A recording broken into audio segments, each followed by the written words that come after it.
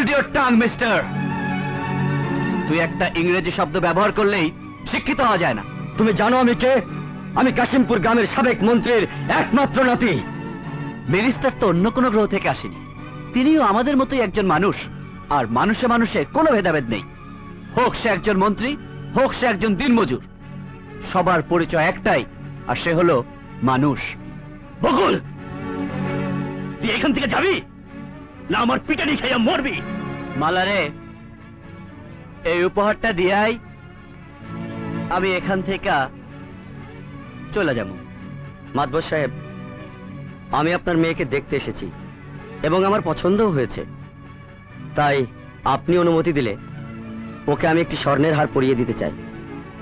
তুমি নিজের হাতে তোমার পছন্দ করা বউকে হার পরাতে চাও, এটা তো খুশির কথা। থ্যাঙ্কস মামা, হারটা দাও।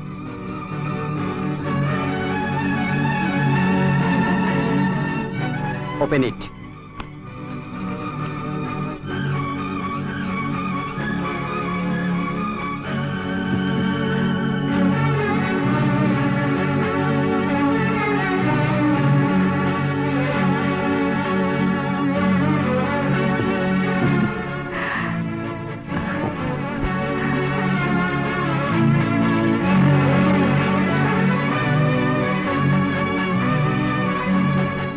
বকুল, তোমার বকুল ফুলের মালাটা তুমি আমার নিজ হাতে পরাইয়া দাও।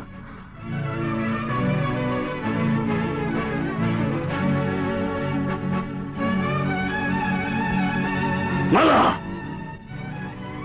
তুই স্বর্ণের হার গ্রহণ না কইরা সামান্য একটা বকুল ফুলের মালা গ্রহণ করছস? ভালোবাসার কাছে সোনা দানা হীরা মণি মুক্তার কোনো মূল্য নাই বাবা, কোনো মূল্য নাই।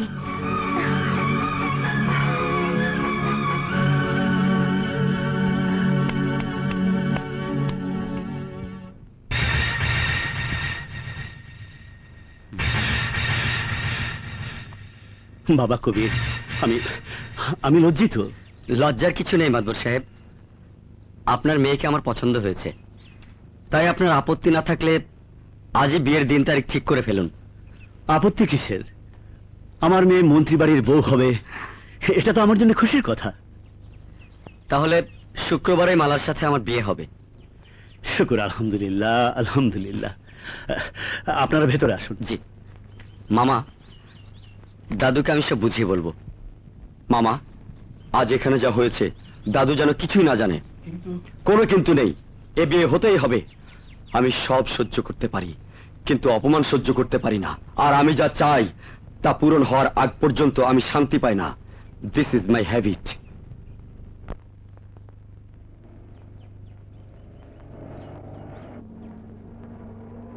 ড্রাইভার, গাড়ি থামাও।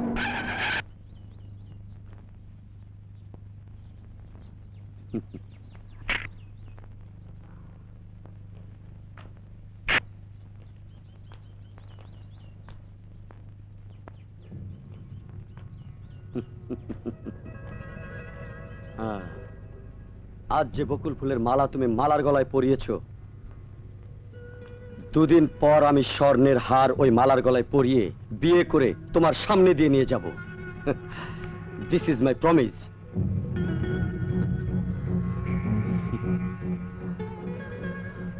ভাগ্যক্রমে মালা যদি তোমার হাতেই চলে যায়, ওর হৃদয় থাকবে আমার কাছে। সে হৃদয়ের দেখা তুমি কোনোদিনই পাবে না। হৃদয় নিয়ে খেলার যুদ্ধে তুমি হেরে যাবে। No, I never lost any war. শোনো, বকুল ফুলের মালা থাকবে তোমার হাতে, আর মালা থাকবে আমার হাতে। Good bye.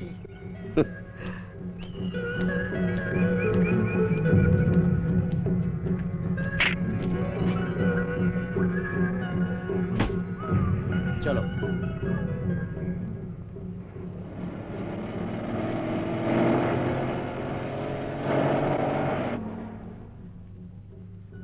মালার জীবনে আর একটা ঝড় উঠল। জানি না এ ঝড়ের মোকাবেলা সে করতে পারবে কিনা। তাহলে দিন তারিখ সব ঠিক করিয়ে এসেছো? জি স্যার। মেয়ে কেমন দেখলে? খুব ভালো স্যার, দেখলে মনে হয় একটা সোনার পুতুল। তাহলে সব ব্যবস্থা করে ফেলো, এত বড় বাড়িতে মাত্র আমরা কজন, এবার বউ এলে বাড়িটা শোকের আলোতে ঝলমল করে উঠবে। হে আল্লাহ, আমি যেন নাতবুর মুখ দেখে মরতে পারি।